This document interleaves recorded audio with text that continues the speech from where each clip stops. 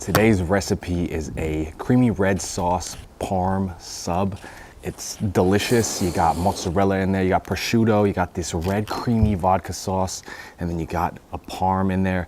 This is delicious. You really need to try this one. I'm outside, I'm braving the heat for you guys this week. And we're gonna make this recipe and let's see how easy it is, because this is a really easy recipe.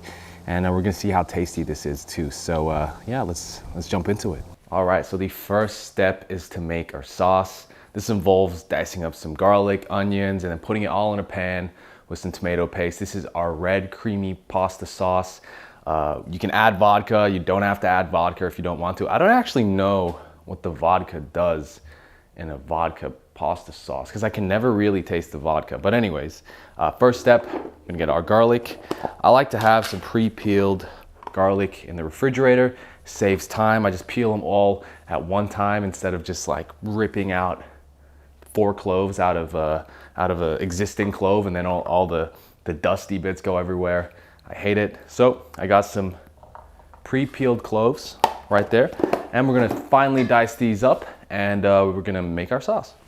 So let's make our sauce. I'm not gonna show me dicing the onions, the garlic, but with the onions, you want pretty thick, big chunks.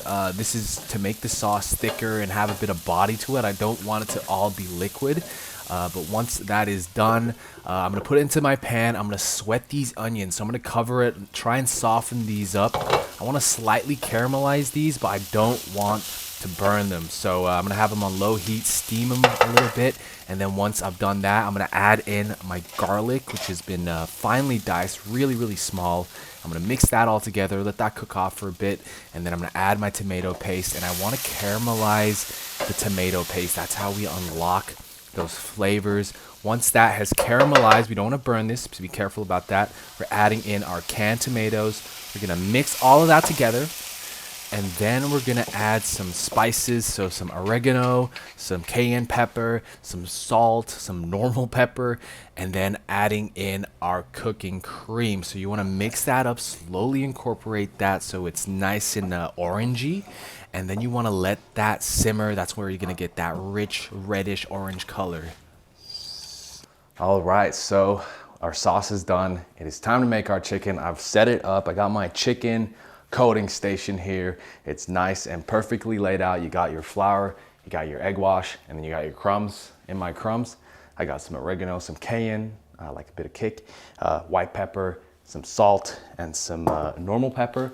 And then you mix it all up. I like to make sure my coating has that kind of tasty exterior. I don't want it to just be crispy. I want it to be delicious as well. So I've done that. I've got my chicken here. Now I know a lot of people get the ick touching raw chicken. I just like to not think about it. I just act like I'm touching something else. And so I got my chicken here, big enough for a sub, and we're gonna coat it. So we're gonna coat it in our flour first. Make sure you cover every part of this. We wanna shake off the excess here. Then we wanna cover it in our egg wash. Again, try and get everything. Shake off your excess. Boom. And you want to cover this in breadcrumbs. So you want to shake off the excess here as well. And now it's ready to go. So I'm going to do the rest of these, and then we're going to be ready to cook.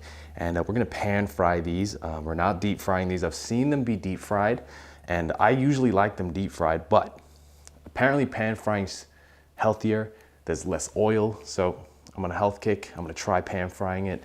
If it's better, I'm gonna tell you. But yeah, let's do the rest of these. Now, I've never pan fried anything significant before, so I feel like I put too much oil in here, but it is what it is. I'm using thigh today because thigh is a juicier cut of chicken. I'm gonna cook those until it is golden brown. You don't want to overcook these. I don't want it to be dry, or I don't want the outer shell to be too crispy. I do want it to be crispy, but not hard. Once that is cooked all the way through, I'm gonna take it out. I'm gonna let it rest like on some paper towels, and then you get this golden chicken thigh. Look how red this pasta sauce is. It is literally perfect. Got our perfectly cooked parms here, and I'm ready to go. It's time to assemble these.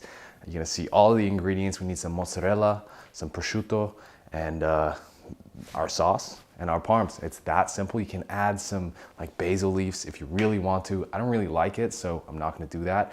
I'm gonna do the assembling of this sandwich outside. We're gonna get some optimum lighting, and yeah, I'm really excited. Let's do it.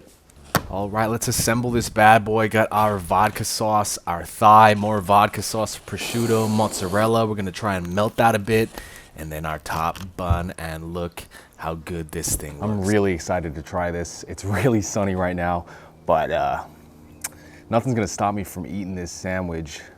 Let's take the first bite, one bite review. Here we go.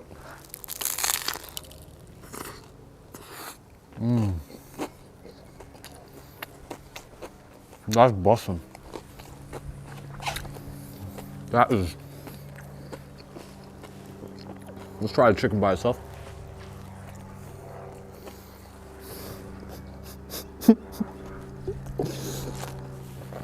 That is literally bussin'. The best thing about this sandwich, other than the sauce makes this next level. The next best thing is the mozzarella. It comes right into every single bite, the creaminess.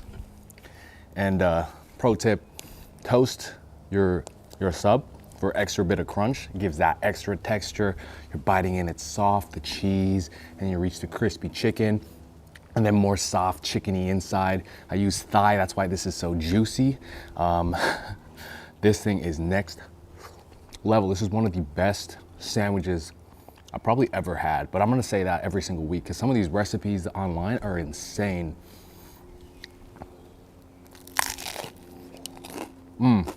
Yeah. Vodka parm sandwich.